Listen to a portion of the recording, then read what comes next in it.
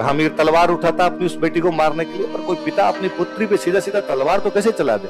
हमीर गिड़गिड़ा के रोता हुआ गिर जाता है। देवल कुंवारी थी, 15-16 साल की लड़की थी, उसकी शादी की बातें चल रही थी, पर तब तक न तो उसकी सगाई हुई थी न उसकी शादी हुई थी। और अपने यहाँ रिवाज था कि ऐसी लड़कियां जो शादी योग्य हो उनको जोहर नहीं करवाते। देवल का क्या होगा, मैं सुबह सुबह से ये सोच के परेशान हूँ कि तुम सारी महिलाएं जब मर जाओगी, हम सारे पुरुष जब मर जाएंगे, बाहर निकलने का कोई रास्ता नहीं है। ये बात इमेजिन भी नहीं कर पा रहा कि मेरी बेटी को दुश्मन उठा के ले जाएगा तो उसके साथ क्या क्या किया जाएगा। अब रंगदेवी का भी रंग उड़ा और इसे समझ में आ गया यार देवल के बारे में तो मैंने सोचा ही नहीं। हमीर कहता है कि इन हाल में तो सुन बीरा हाथ पीला न हो सके, कि इस हालत में तो उसके हाथ पीले भी नहीं, हाथ पीले मतलब शादी करना। इन हाल में तो सुन बीरा हाथ पीला न हो सके, कुंवारी कन्या इतना जोहरी सेजना सोई सके।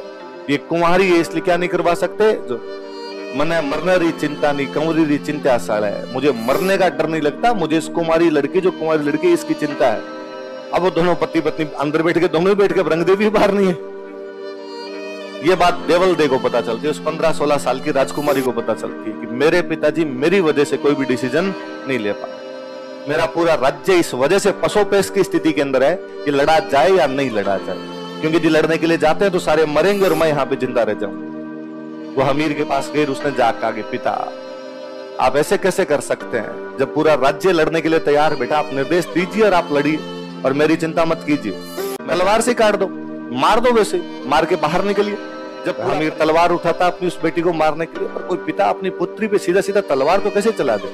हमीर गिड़गिड़ा के रोता हुआ गिर जाता है और उस पुत्री को फिर लगता है कि मेरा महाबलशाली पिता जो किसी से घबराता नहीं है, सम्मुख मौत खड़ी है तो भी लड़ने के लिए बाहर जाएगा, आज इस वजह से घबराया हुआ है कि उसकी बेटी के साथ कुछ ना हो जाए।